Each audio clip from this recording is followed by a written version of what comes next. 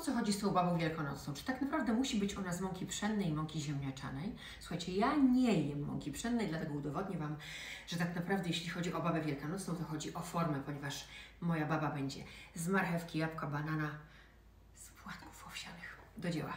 Zmiksowałam 2 banany, 2 jabłka, 2 średniej wielkości marchewki i 2 szklanki płatków owsianych. Mam przygotowane 4 jajka. Łączę te wszystkie składniki. Teraz dodaję duży jogurt naturalny typu greckiego i 2 łyżki miodu. O tak, dodaję. Jeszcze 4 żółtka. Wszystko dokładnie wymieszam, dodaję teraz ubitą pianę. Wielkanocna, zdrowa baba makeowej w formie idzie do piekarnika. Rośnie. 180 stopni, 60 minut jest.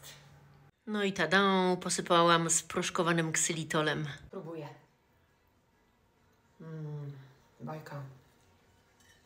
A właściwie wielkanocna, zdrowa baba makeowej. Bajka.